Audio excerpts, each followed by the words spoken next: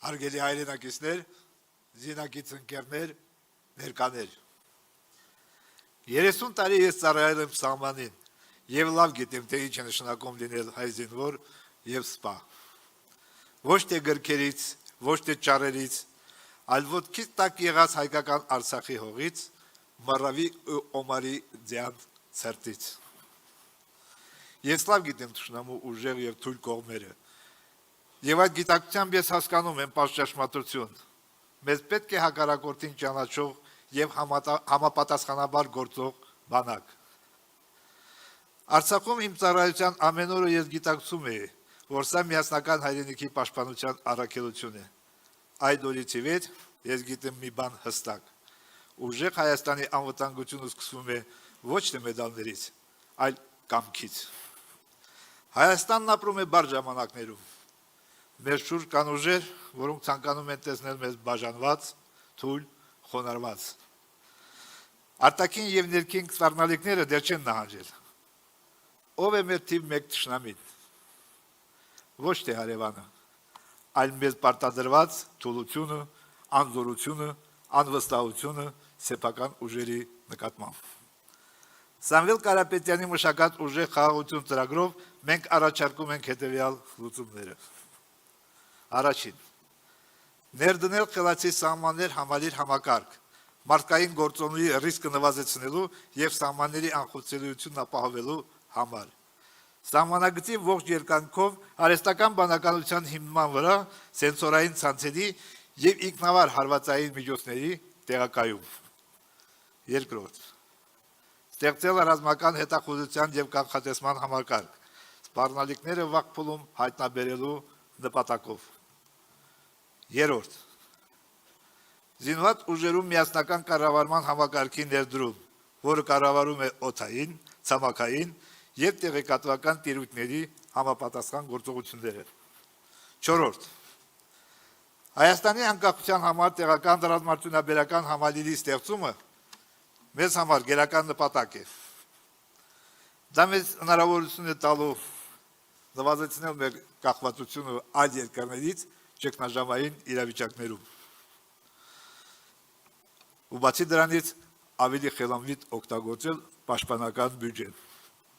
Հինգերորդ. Հայաստանի երկինքը լինելու է ամբողջովին պաշտպանված։ Սա մեզ համար գերակա նպատակ է։ Ցավալիորեն պատմությունը ցույց է տվել, երբ անպաշտպան է Հայաստանի երկինքը, անպաշտպան է հայ զինվորով։ Հակաօդային պաշտպանության համակարգերի, որսիչ դրոններ, հակաօդային հրթիռներ, ռեփ համակարգեր, խափանման մեթոդներ կիրառմամբ Հայաստանի երկինքը կլինի պաշտպանված։ Վեցերորդ. ինձ համար պատվի հարց է, որ մեր հասարակության մեջ վերականգնվի հայ զինվորի, հայ սպայի պատիվը։ Հայ զինվորականը միշտ շրջկրվել է առույցի պես, գիտակցելով, որ թիկունքում հայրենիքն է, իր ընտանիքը։ Նա չի պարտվել, չի խոնարհվել, չի հանձնել, քանի դեռ թիկունքից չեն հարվածել նրան։ Դու ղեկավարի օրոք չենք կարող ունենալ ուժեղ բանակ։ Նա պարզապես ի վիճակի չէ ուժեղ բանակ կառուցելու։ Եղնիկների բանակը առույցի գլխավորությամբ կրվում է առույցի նման։ Իսկ առույցների բանակը եղնիկի գլխավորությամբ փախչում է եղնիկի նման։ Բանակը դառնալու է մասնագիտական աճի եւ սոցիալական բարձր կարգավիճակի երաշխավոր, հիմնված մարդկային արժանինքների ու տաղանդի արժևորման վրա։ Մենք վերանայելու ենք սպայական կազմի կրթական ստանդարտները, շեշտը դնելով ռազմավարական մտածողության, տեխնոլոգիական գրագիտության եւ առաջնորդության վրա։ Զինվորական ծառայությունը պետք է դառնա երկրի ամենամրցունակ մասնագիտություններից մեկը։ Ուժեղ բանակն է տևական խաղաղության ամենահուսալի հիմքը։ Անվտանգությունը չի կարող կառուցվել հույսի վրա, այն ունի երկու հենք՝ զինված ուժեր եւ դիվանագիտություն։ Մեկը մյուսին փոխլարացնելու դեպքում կունենանք ցանկալի արդյունք։ Ուժեղ բանակը պատերազմ չի սկսում, այն կանխում է պատերազմը։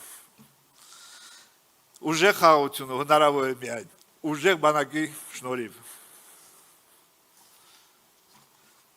Ես մի ամբողջ կյանք անց եմ կացրել սահմանին։ Եղել են դեպքեր, երբ մեկ ամբողջ ամսվա ընթացքում օրական քնել եմ մի քանի րոպե, բայց այդ քունը ամենաարդարն էր։ Այսօր ես չեմ կարող հանգիստ քնել, որովհետև վտանգված է մայր Հայաստանը։ Ես ձեզ խոստանում եմ, ամեն որոշում, ամեն ռեֆորմ,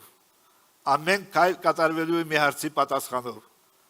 արդյոք դա ուժեղ կդարձնի Հայաստանը։ Թող Աստված պահի ու պաշտպանի ուժեղ Հայաստանը։ Շնորհակալություն։